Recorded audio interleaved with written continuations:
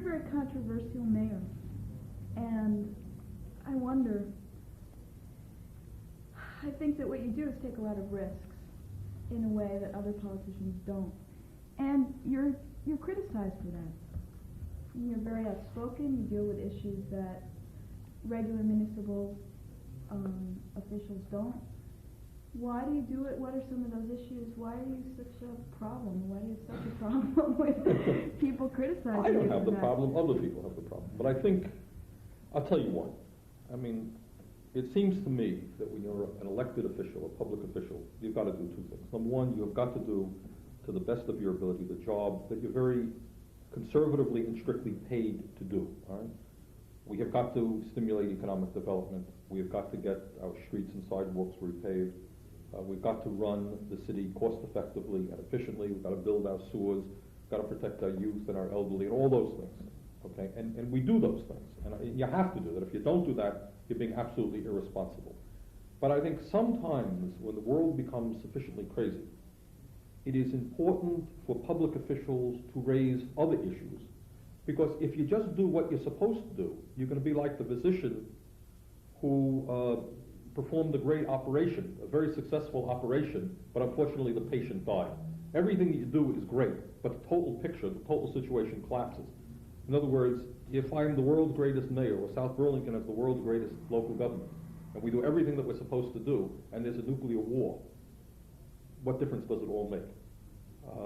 If young people, out of a sense of alienation, don't know their role in the world and turn to drugs or alcohol, then what does many other things mean? What do many things mean? So I think it is absolutely obligatory for public officials and citizens at large to begin to debate the most important issues facing society. You know, you go back and you read Plato and you see people standing around the old marketplace, you know, talking about what's most important. And what I become very distressed about, whether it's national politics, state politics, and we've tried to correct that locally, is to use government, if you like. And by that I simply mean the coming together of all people to in fact debate and discuss the most important issues facing our society. If we're not going to do it, who's going to do it? It's not going to be on CBS television. They don't do it. It's not going to be on the radio. They don't do it. They're too busy selling products to make money. That's their function. We understand that. Public access, we hope, will improve the situation. But in general, I think it is appropriate for local government to bring people together to debate the direction that we want society to go to. You know, and sometimes I think people get upset at us in Burlington for doing that. You know why? Because right now, the people who determine the direction of society are wealthy people, are corporations, are people who own the media, who own manufacturing and so forth. They make those decisions. Very quietly they make those decisions by determining what is played on television or on the radio, whether or not we have jobs or we don't have jobs. And they don't want to hear the community itself getting involved in that debate. So I think it is extremely important. You know, one of the frustrations that you have, and just, you know, you see this in a mild way, the legislature is going to be reconvening very shortly. And it astounds me that if one were to look at the problems facing the state of Vermont, and I think many people can agree with me, we go A, B, C, D, E, F. These are the problems. And then we could acknowledge that the solutions to those problems are difficult. That's fair enough to acknowledge. But what you're going to see is, my guess will be, the legislature probably won't even touch any of the real basic problems. Okay, for example, if I were to say we have a housing crisis, well, very few people knowledgeable about, who live in the real world in Vermont, would deny we have a housing crisis. Okay, now the truth is it's an expensive solution. How are we going to build thousands of units of affordable housing? Simple enough. Do you think the legislature is going to tackle that problem? I doubt it. But they'll probably piddle around with it to put $1 million into some program which will build us 20 units of housing. And that will be the quote-unquote solution to the problem. It's not a solution. And if you can't solve the problem, at least, let's say, okay, you know, you can't solve it. We don't have the money to solve it. But at least try to say this is the scope of the problem. We can only touch it now, but we acknowledge that this is the scope of the problem. And what frankly drives me crazy is the inability of government to at least acknowledge what the real problems are. You know, you run into, lately we have been talking here in Burlington a whole lot about education, primarily in the terms of the finances of education, because we're very concerned about the so-called foundation plan, which, if adopted by the governor and the legislature, would be absolutely devastating to Burlington. But as I go out and I talk to people, you know, many people raise very interesting questions, even aside from the financial aspects of education, by which it means that you've got to pay teachers a living salary, you need, laboratory and all types of equipment for young people. What are we educating people for? I mean, it's a very simple, dumb bunny question. What do we educate people for? What kind of society do we want to live in? What kind of society do we want to live in? What is a good society? What is a bad society? What are the aspects of our society which are good and positive? What are the aspects of our society which are bad? Recently, a couple of months ago, and you were to Nicaragua and I've been to Nicaragua, but there was a poll that was done. I forgot, one of the national polling groups did it. And what they discovered is that half of the people did not know which side the United States was supporting in the war in Nicaragua. And what is distressing about that is you say, how could that be? It's on the front pages of the newspaper every single day. For years now, Reagan has been talking about the need to destroy the Nicaraguan government, right? It's been one of his highest priorities has recently been amplified. But aside from what one's view is on that issue, and I am very strongly opposed to that war, how could it be that people don't know what's going on in there?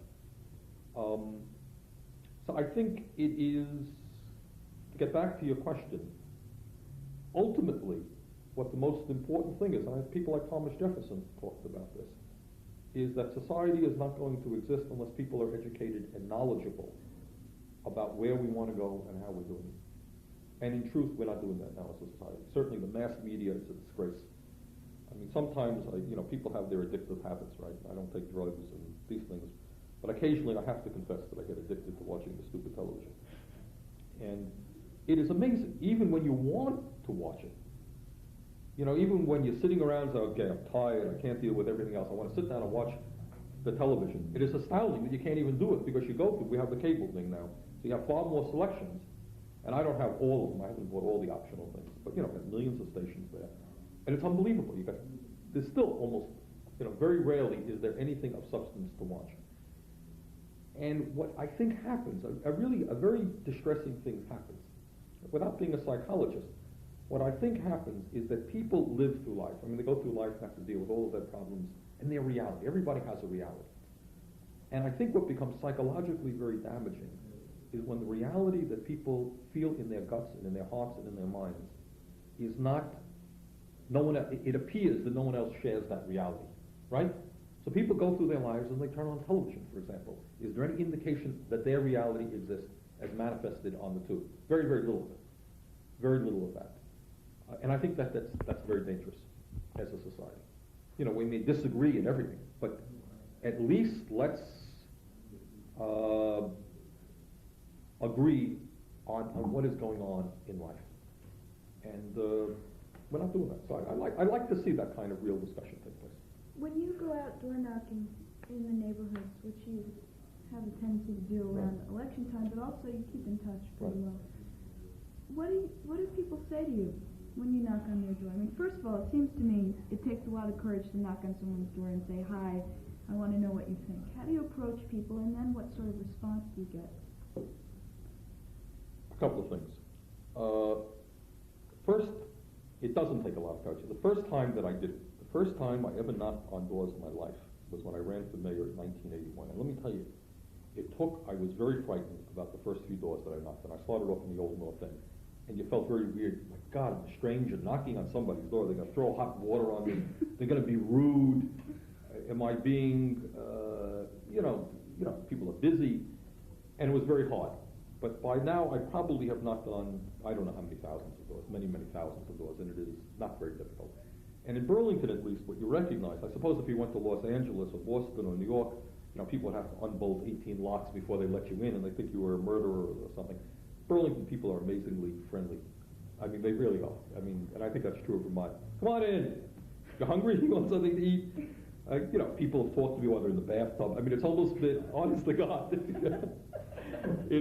I myself was not in the bathroom with me. I wanted to emphasize that. But it's good. It's a nice thing to do. And I really wish that I had more time to do it.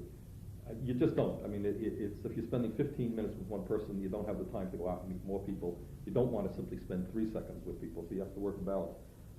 What you find, one of the amazing things that you find is, in one sense, the diversity of people. Just the other night, I was out knocking on doors in the South End, and you see older people, and I think one of the things that you see and why it's always good for a public official to go out is the reality which sometimes forms here in the mayor's office or even in the Board of Aldermen is not real reality. I mean, people who know how to articulate their concerns, often business community people who are have the staff and the expertise to know what they want, their voices are heard. They're heard in the newspaper, they're heard on television. But the average person, the poor person, very rarely has an understanding of how to make their concerns heard. So you go out and you knock on doors. And just the other day, what you see, especially with the elderly, first of all, there are a number of elderly people in our city, and you see the financial difficulties that they're having, and that's very distressing. Reappraisal has been disastrous to them. They're very frightened about higher property taxes. So you look right away and you see the economic reality of life hitting you right in the face.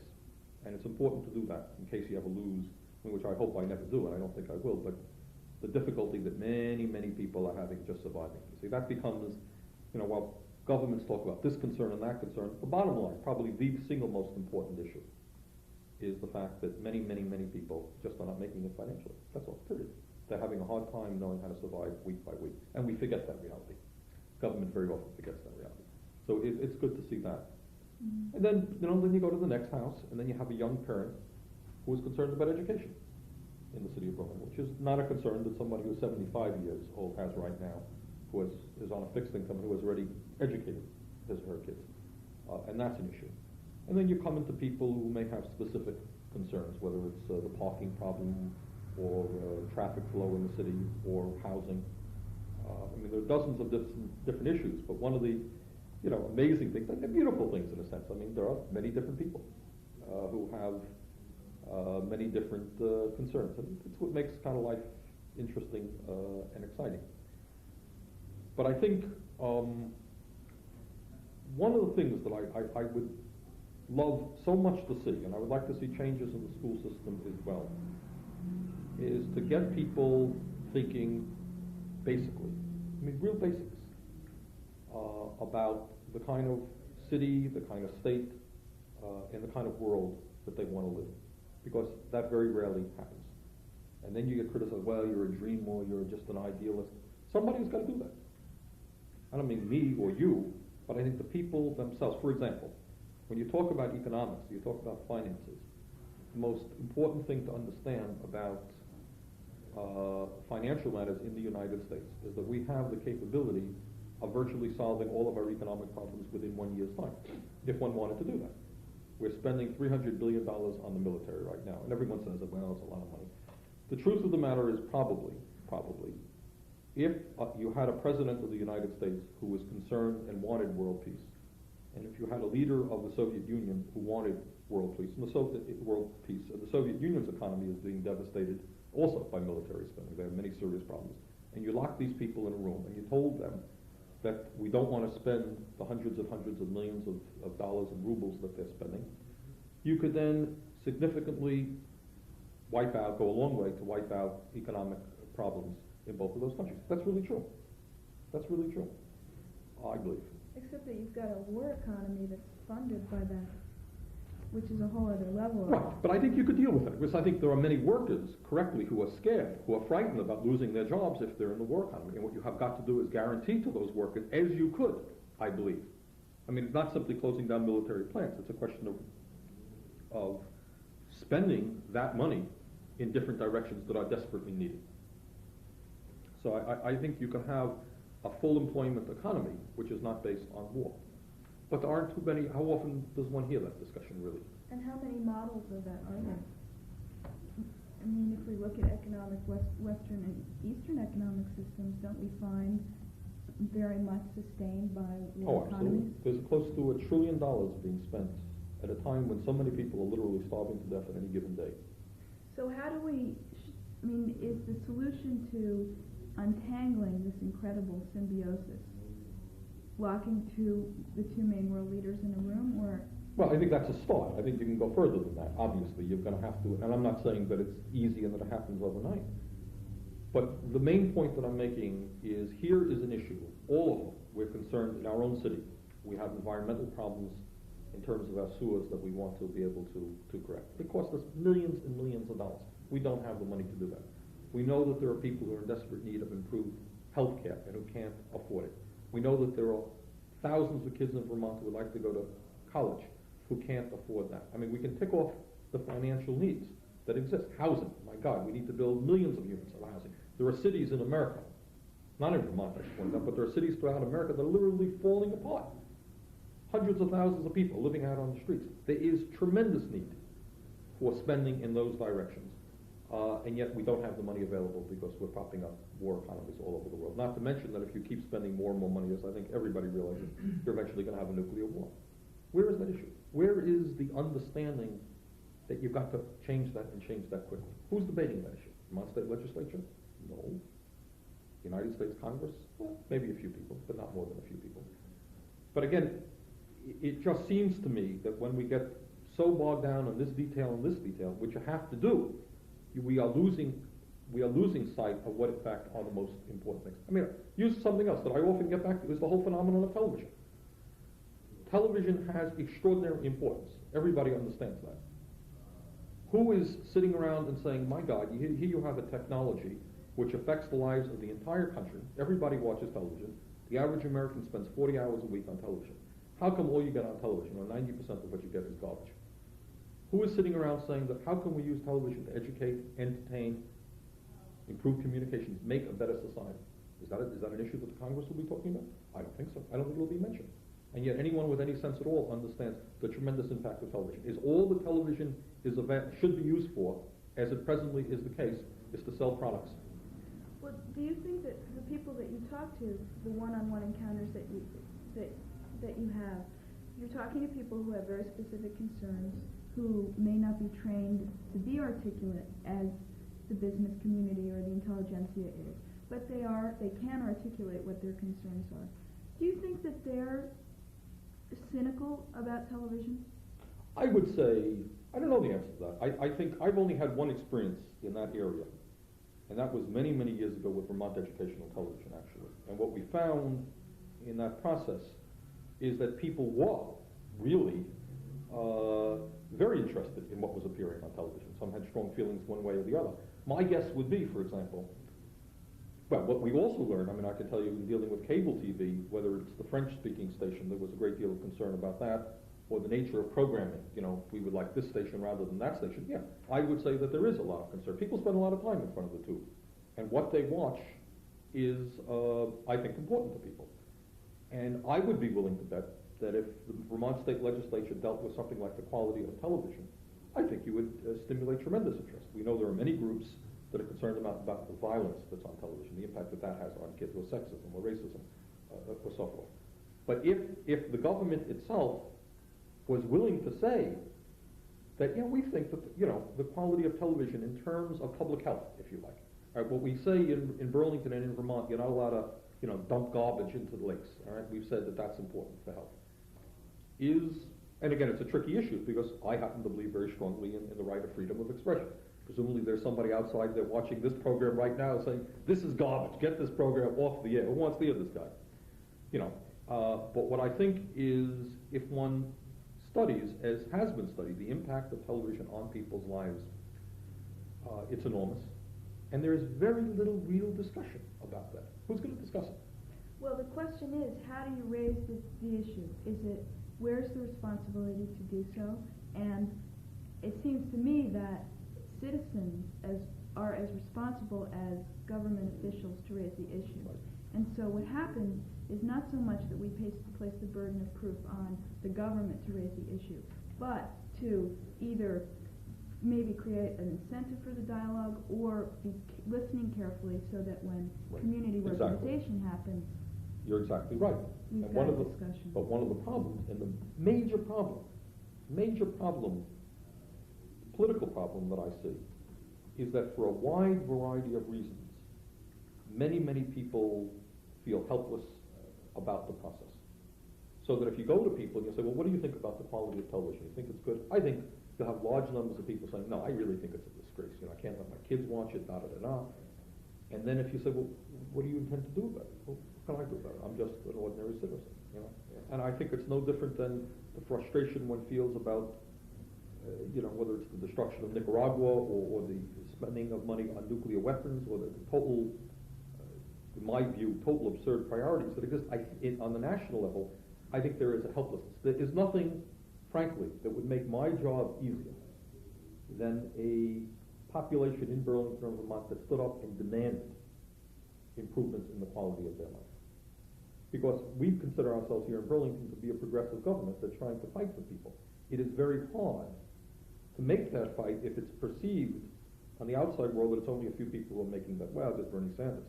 Well, there's Bernie Sanders and 10,000 people who would make a difference. For example, during even the last campaign for governor, what you realize is when farmers in the state of Vermont began to stand up and start dumping their milk, my God, didn't the state legislature and the governor make some rapid changes? We no longer have the same commissioner of agriculture. You know, the governor and the legislature beginning to talk about, well, we have to deal with agriculture. Well, why? Because if we don't, the farmers are really upset. But if the farmers were not upset, then the legislature doesn't have to respond. And that's true of citizens in general. If people begin to stand up and fight for fair taxation. In other words, property tax, in my view, is a stupid way to fund education. We have very wealthy people who are paying less than they paid 5 years ago. That situation, frankly, is not going to change until people begin to stand up and you know, make it a tax revolt. Will that happen? I don't know. The problem is that many people, your average working person, works so hard. A person goes to work and they work 40 hours a week at a tough job, got to take care of their kids, they have illness in the family, da-da-da-da. It is asking an enormous amount for them to get involved in this and that, go to meetings over here. It is asking a whole lot. And very often people don't. So, and that's a dilemma that you face constantly as a community organizer, number one, as a progressive, and as a public official, elected official. But it seems that you must be really encouraged in the past 6 years how more and more people have felt their power and have become more involved in the system. And how did you do that? Well, I think we have done something, but I'm not going to sit here and tell you that I think we have done anywhere near enough. I was out knocking on doors, and I met a very nice, it was, you know, not some, you know, radical person, but I would say it would seem to me a pretty conservative couple, middle-aged couple. I think he worked at IBM. And he said something that I thought was very nice, in that he felt now the government does listen to people. In other words, in terms of the waterfront, okay? If anybody now tried to come forward with a proposal which would call for high-rise development or a rich person's waterfront, that would get laughed out. It couldn't be done now, because the climate in Burlington, while there are differences of opinion, has absolutely settled on the fact that we are going to have a people-oriented waterfront, which is open to all people, regardless of income. That decision clearly has been made, and any public official who tried to buck that decision would be out on his ear. But it's a different. There is a difference between trying to pick up and listen to what people want than hearing people actively involved. You could have, all that would require, for example, for the Vermont State Legislature to deal with the issue of property taxes, housing, daycare, health care, and a good state aid to education formula, all of the problems, agriculture, would be, all you would need is 5,000 people on any given Wednesday to go marching down to Montpelier with a list of demands, tell the legislature that's what they want, that's what you get. Really? Oh, absolutely. Because if you got 5,000 people down there, and the legislature and the governor would well understand that those 5,000 were really speaking for many, many more thousands, you get that. But so long as people are not able to be mobilized, then the legislature can pretty well go its own way, and they'll assume that people don't know what's going on anyhow, which is probably true. I think, you know, as I look at what the legislative priorities are, it's almost like a joke. I mean, it makes one, and I don't want to just focus on the Vermont State Legislature. I mean, I think it's true of many governments, that probably they could disband in a week and go home, because I don't know that they're going to be really dealing with significant problems. And they're never going to deal. They're not going to deal with significant problems until the people themselves says, look, we can't afford higher property taxes. You have got to do something. Okay? We can't afford higher telephone bills and higher electric bills. Solve that problem. The cost of health situation, which is a joke in this country, where people are afraid to get sick. You have to deal with that. But the system basically tries to tell people, A, that's not a political issue to begin with. What's health care? We're not even going to talk about health care. Or maybe only in a very limited way. Or B, that if it's an issue, there's really nothing that we can do about it. Well, who can do something about it? basically it tries to tell people that the problems are all very confusing, they're complicated, we can't do anything about it anyhow, so just grin and bear. You know, that's the way that people say, I can't do anything about it. So why do I bother to vote? So half the people don't even vote, you know. And it goes on and on and on. So the major, you know, I think the major challenge is to get people involved, to get people to understand they have the rights to stand up and fight for what they are entitled to as human beings. And once that process begins, and you've seen it, I mean, history is resplendent with all of these, whether it's the women's movement, or the black movement in America, or the labor movement of America. Whenever people begin to stand up and fight for their rights, they get it. Because government almost has to respond. But what you will get is when people are confused and are led to believe that they are powerless, then life goes on merrily, the rich will get richer. And so you would say then that the background of assumptions with which we as citizens operate in this country is as citizens without power. Oh, absolutely. Which is something that was very intriguing to me when we were in Nicaragua, was that every citizen there felt they had control of their destiny. They made a revolution, of course. And of course the lies that, I mean, you're not, I don't even want to get into that issue, the whole way the Nicaraguan revolution has been treated, the absolute, I mean, one of the interesting things, and I'm sure it'll be misinterpreted, so I'll say this slowly, is, you know, some of the right-wing people are saying, my God, the press and the media are picking on poor President Reagan. And in a sense, they're right. In a sense, they're really right. Here is Reagan, who, as everybody knows, for the last 5 years has said out loud, the guy's an honest guy, says, we intend to destroy the government of Nicaragua. We don't like it. We're going to overthrow that government. The Democrats and Republicans in Congress, they all raised their hands to give money. So the poor guy, everyone has said this. Now, you know, what many Americans don't know is the International Court of Justice, of course, said that what the United States was doing was illegal. You remember CIA mined the port in Nicaragua. We went to war against those people. No problem. United Nations almost overwhelmingly, every other day, overwhelmingly votes against the United States. No problem. It's okay. President Reagan and the Congress went on their merry way. Now, for whatever reason, maybe because the Democrats gained control of the Senate, I don't know. Suddenly, the guy for mere $10, $20, $30 million is caught with his pants down. Everyone is turning on the guy. And you know, to me, it's almost absurd. He has been saying that we intend to violate the law. Law doesn't mean anything else. We're going to overthrow that government and cause them terrible suffering. He's been saying this for 5 years. Now what, for a mere 10 or 20 or $30 million, they've been violating the law for years. Everybody who wants to know it knows it. And suddenly, they have 85 different investigations.